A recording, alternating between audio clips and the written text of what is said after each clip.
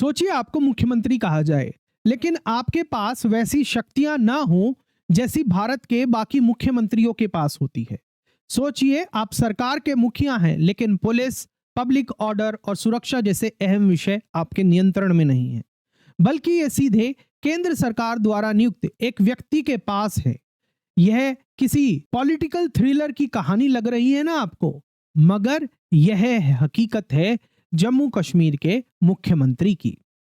दोस्तों, आज हम बात करने वाले हैं जम्मू कश्मीर जैसे संवेदनशील केंद्र शासित प्रदेश में मुख्यमंत्री के अनोखे संवैधानिक पद को पूरी तरह कानूनी तरीके से समझाएंगे। जम्मू कश्मीर पुनर्गठन अधिनियम 2019 के बाद से यहां की राजनीतिक और प्रशासनिक संरचना पूरी तरह बदल गई है। अब यहां पर एक विधानसभा तो है, लेकिन मुख्यमंत्री के पास वैसी शक्तियां नहीं हैं जैसी किसी पूर्ण राज्य के मुख्यमंत्री के पास होती हैं। यह सिर्फ राजनीति नहीं, यह संवैधानिक ढांचे की सावधानी पूर्वक बनाई गई व्यवस्था है जो एक उच्च सुरक्षा सीमा क्षेत्र के शासन के लिए तैयार की गई है। आज के इस सेशन के अंदर हम क्या क्या समझेंगे? मुख्यमंत्री की नियुक्ति प्रक्रिया, शक्तियां और कार्य, उपराज्यपाल से संबंध, संवैधानिक सीमाएं और पांचवा व्यवहारिक भूमिका, और ये सब जम्मू कश्मीर के परिप्रेक्ष्य में। आगे बढ़ने से पहले कमेंट में मुझे बताइएगा, क्या आपको लगता है कि जम्मू कश्मीर के मुख्यमंत्री को राज्य के मुख्यमंत्री जैसे पूरी शक्तियां मिलनी चाहिए या नहीं मिलनी चाहिए? तो चलिए आज के सेशन को स्टार्ट करते हैं। मेरा नाम आशीष जैन है और मैं संस्थापक हूं दून लॉ मेंटर का, जहां हम आपकी तैयारी करवाते हैं न्यायिक सेवा परीक्षाओं की और सहायक अभियोजन अधिकारी परीक्षाओं की। तो चलिए स्टार्ट कर रहे हैं। सबसे पहले हम बात करते हैं संवैधानिक और कानूनी आधार की। जम्मू और कश्मीर में मुख्यमंत्री का पद निम्न में से अपनी शक्ति प्राप्त करता है। कहां कहां से प्राप्त करता है उसी के बारे में बता रहा हूं। पहला, भारतीय संविधान का अनुच्छेद 239A। भारतीय संविधान का अनुच्छेद 39A कुछ केंद्र शासित प्रदेशों, जिनमें जम्मू कश्मीर शामिल है, के लिए विधानसभा और विधान परिषद का प्रावधान करता है। इसके साथ साथ जम्मू कश्मीर पुनर्गठन अधिनियम 2019 की धारा 53 और 54 मुख्यमंत्री और मंत्री परिषद का गठन करते हैं, और उसके साथ साथ अनुच्छेद 164 खंड 1 के तहत मुख्यमंत्री की नियुक्ति होती है। उपराज्यपाल एलजी द्वारा की जाती है केंद्र शासित प्रदेश के अंदर, और भारत के राष्ट्रपति की ओर से उपराज्यपाल वहां पर कार्य करते हैं। अब जम्मू कश्मीर का दूसरे राज्यों से क्या अंतर है उसको मैं बता रहा हूं। राज्यों में जो राज्यपाल के अधिकार होते हैं वो मुख्यतः औपचारिक ही होते हैं, लेकिन जम्मू कश्मीर में लेफ्टिनेंट गवर्नर, उपराज्यपाल के पास वास्तविक कार्यकारी शक्तियां हैं, खासकर बहुत ही महत्वपूर्ण मामलों में। अब बात करते हैं आगे बढ़ते हुए कि मुख्यमंत्री की नियुक्ति प्रक्रिया क्या है। जम्मू कश्मीर में विधानसभा चुनाव हुए, आपको पता है 2024 में। उसके बाद उपराज्यपाल ने बहुमत दल या गठबंधन के नेता को सरकार बनाने के लिए बुलाया। उमर अब्दुल्ला जी गए, उन्होंने क्लेम डाला और वो सीएम बन गए। मुख्यमंत्री और मंत्री की नियुक्ति के 6 महीने के भीतर विधानसभा के सदस्य होने चाहिए। ये बात है कि अगर जो सीएम होता है या कोई मंत्री परिषद का हिस्सा बनता है राज्य के अंदर और वो उस समय मंत्री बनने समय मंत्री नहीं हो, तो उसको 6 महीने के अंदर राज्यसभा का, विधानसभा का सदस्य बनना होता है। ये एक कंडीशन होती है, कानून के अंदर बात की गई है। मंत्री परिषद एलजी के सुखाधिकार मतलब pleasure of the lieutenant governor पर कार्य करती है। यदि मुख्यमंत्री बहुमत खो देता है तो लेफ्टिनेंट गवर्नर यानी कि उपराज्यपाल अनुच्छेद 356 के तहत राष्ट्रपति शासन की सिफारिश कर सकते हैं, जो अब जम्मू कश्मीर पर लागू है या नहीं है। आप बताइए मुझे, अभी जम्मू कश्मीर पर लागू है या नहीं है? जब 2019 में 370 का एब्रोगेशन हुआ उस टाइम पे तो था, क्या अब है वहां पर? कमेंट सेक्शन के अंदर बताइएगा। यहां पर आपको ध्यान देने वाली बात है कि जो ये व्यवस्था की गई है हमारे संविधान में, यह सुनिश्चित करती है कि मुख्यमंत्री जनता के जनादेश से आए, लेकिन लेफ्टिनेंट गवर्नर के पास अंतिम निर्णय लेने का अधिकार रहता है। अब बात करते हैं मुख्यमंत्री की शक्तियों की। जहां तक मुख्यमंत्री की शक्तियों की बात है, पूरा जहां पर पूर्ण राज्य होता है, केंद्र शासित प्रदेश की बात नहीं कर रहे, वहां पर मुख्यमंत्री के पास लगभग सभी राज्य सूची और समवर्ती सूची के विषयों पर नियंत्रण होता है, सिवाय उन मामलों के जो केंद्र के लिए आरक्षित होते हैं। लेकिन जम्मू कश्मीर जैसे विधानसभा वाले केंद्र शासित प्रदेश में शक्तियां बहुत सीमित हैं। सबसे पहले हम बात करते हैं मुख्यमंत्री की कार्यकारी शक्तियों के बारे में। जहां तक मुख्यमंत्री की कार्यकारी शक्तियों की बात है, तो सबसे पहले इसमें क्या क्या आता है। मंत्री परिषद के वो मुखिया होते हैं और विधायी व प्रशासनिक एजेंडा तय करते हैं।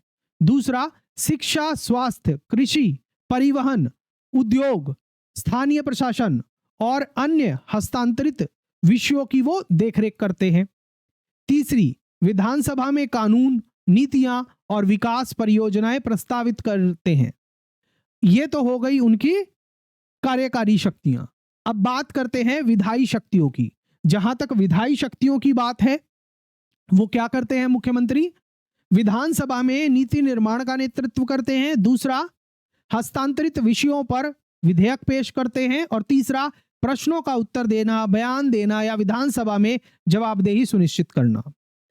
और मुख्यमंत्री और उनकी मंत्री परिषद की सलाहकारी शक्तियों के बारे में बात करें, ऐसे विषयों पर एलजी को सलाह देना जहां पर लेफ्टिनेंट गवर्नर मंत्री परिषद की सलाह पर कार्य करने के लिए बाध्य है, वहां पर उनको सलाह देना। आरक्षित विषयों को छोड़कर, जैसे कि पुलिस हो गया, लॉ एंड ऑर्डर हो गया, सार्वजनिक व्यवस्था हो गई, जम्मू कश्मीर में ये एलजी के विधाना क्षेत्र के अंदर आते हैं, एलजी की पावर के अंदर आते हैं, उपराज्यपाल की पावर के अंदर आते हैं, तो इस पे सलाह नहीं चलेगी सीएम की, ये बात ध्यान रखिएगा। अब बात करते हैं मुख्यमंत्री की शक्तियों की सीमाएं क्या हैं जम्मू कश्मीर जैसे संवेदनशील केंद्र शासित प्रदेश के अंदर आज की तारीख के अंदर। जम्मू कश्मीर पुनर्गठन अधिनियम 2019 की धारा 55 और अनुच्छेद 239A के तहत पुलिस और पब्लिक ऑर्डर उपराज्यपाल के नियंत्रण में है, सीएम के नियंत्रण में नहीं है। दूसरा, अखिल भारतीय सेवाएं, एंटी करप्शन ब्यूरो और भूमि कानून के कुछ मामले भी उपराज्यपाल के अधिकार क्षेत्र में आते हैं।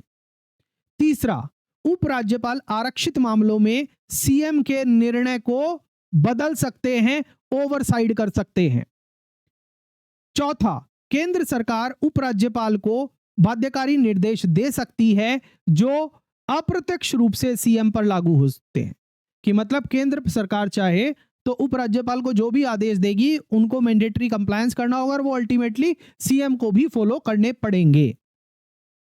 अब यहां पर इसका व्यवहारिक प्रभाव क्या है। कानून व्यवस्था संकट, सुरक्षा अभियान या सार्वजनिक व्यवस्था के उपायों में सीएम के पास, मुख्यमंत्री के पास कोई परिचालन नियंत्रण नहीं होता। जो अंतिम निर्णय और पूरा निर्णय होता है, सुछूरा नियंत्रण होता है, वो उपराज्यपाल और केंद्र से ही आते हैं जम्मू कश्मीर, जब वो अभी एक केंद्र शासित प्रदेश है।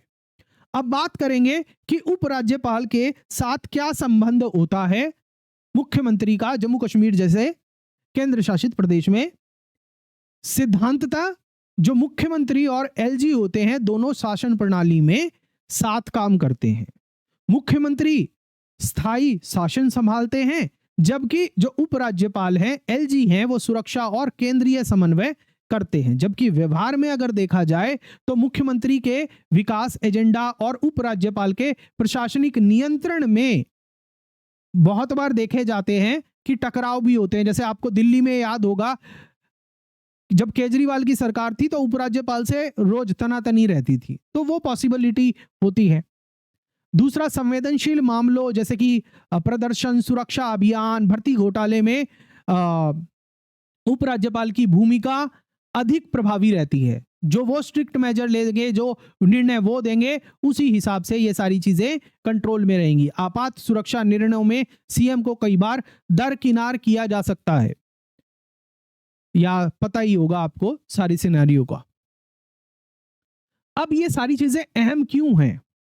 निर्वाचित सीएम और नियुक्त उपराज्यपाल के बीच यह शक्ति संतुलन जम्मू कश्मीर और किसी राज्य की शासन व्यवस्था के बीच का सबसे बड़ा अंतर है। अब बात करते हैं विकास और कल्याण की भूमिका क्या होती है चीफ मिनिस्टर की। सीमाओं के बावजूद जो मुख्यमंत्री है उनकी भूमिका फिर भी काफी महत्वपूर्ण है जम्मू कश्मीर जैसे केंद्र शासित प्रदेश के अंदर। कैसे? अर्थव्यवस्था के पुनरुद्धार का वो नेतृत्व करते हैं। दूसरा, शिक्षा सुधार, पर्यटन संवर्धन, स्वास्थ्य सुधार और कृषि आधुनिकीकरण की देखरेख करते हैं। और तीसरा, केंद्र के साथ वार्ता में जनता की राजनीतिक आवाज बनते हैं। यहां पर आप ध्यान दीजिएगा कि संवेदनशील केंद्र शासित प्रदेश में जो मुख्यमंत्री है उनकी राजनीतिक क्षमता और दिल्ली के साथ संवाद कौशल ही विकास की गति तय करती है। अब बात करते हैं संवैधानिक और शासन संबंधी चुनौतियों की। लोकतांत्रिक कमी, सीमित सीएम शक्तियां, सीमित मुख्यमंत्री की शक्तियां वास्तविक संवाद पर कई बार सवाल उठाती हैं। सुरक्षा बनाम स्वायत्तता, आतंकवाद रोधी उपायों और स्थानीय शासन अधिकारों में संतुलन की चुनौती भी कई बार खड़ी हो जाती है। और तीसरा, केंद्र राज्य संबंध, सीएम को निरंतर केंद्रीय निगरानी में काम करना पड़ता है क्योंकि एलजी वहां पर मौजूद है, एलजी के पास सुपर कंट्रोल है। अब बात करते हैं अपने अंत में कंक्लूजन की, निष्कर्ष की। जम्मू और कश्मीर के मुख्यमंत्री एक कठिन संतुलन में काम करते हैं। जनता द्वारा चुने जाते हैं लेकिन ऐसे संवैधानिक ढांचे में जहां अंतिम अधिकार उपराज्यपाल और केंद्र के पास होता है। यह कोई कमी नहीं है, हम इसकी बुराई नहीं कर रहे हैं। ये बहुत सोच समझकर कानूनी परिप्रेक्ष्य में स्थापित की गई एक नीति है। यह कोई कमी नहीं बल्कि एक संवेदनशील, रणनीतिक रूप से महत्वपूर्ण सीमा क्षेत्र में स्थिरता के लिए बनाई गई सोची समझी व्यवस्था है। इसी के साथ हमारा जो आज का सेशन है वो कंप्लीट होता है। डियर स्टूडेंट्स, अगर आपका अभी कोई सवाल है तो आप कमेंट सेक्शन के अंदर पूछ सकते हैं। अब आप जान चुके हैं यहां तक कि जम्मू कश्मीर के मुख्यमंत्री की अनोखी शक्तियां क्या हैं और उसके साथ साथ सीमाएं भी क्या हैं। कमेंट में हमें बताइएगा, क्या आपको लगता है कि जम्मू कश्मीर को पूर्ण राज्य का दर्जा मिलना चाहिए या वर्तमान में यूटी मॉडल यानी कि केंद्र शासित प्रदेश को ही स्थिरता देना बेहतर होगा? अगर आपको ये जो लीगल एनालिसिस किया है हमने जम्मू कश्मीर जैसे संवेदनशील केंद्र शासित प्रदेश में मुख्यमंत्री की शक्तियां और उनकी सीमाएं क्या हैं, अगर आपको 1% भी ये अच्छा लगा है तो वीडियो को लाइक करिएगा, हाइप करिएगा, क्योंकि जब आप वीडियो को हाइप करेंगे तो हमारी वीडियो और काफी लोगों के पास पहुंचेगी। और इसको शेयर भी करिएगा और कमेंट सेक्शन के अंदर अपनी फीडबैक देना जरूर। और उसके साथ साथ अगर आप हमारे साथ न्यायिक सेवा परीक्षाओं की और सहायक अभियोजन अधिकारी परीक्षाओं की तैयारी करना चाहते हैं तो आप हमारी वेबसाइट doonlawmentor.com से और हमारी ऐप से कोर्सेज में एनरोल कर सकते हैं। मिलते हैं हम आपसे नेक्स्ट वीडियो में। Thank you, God bless you.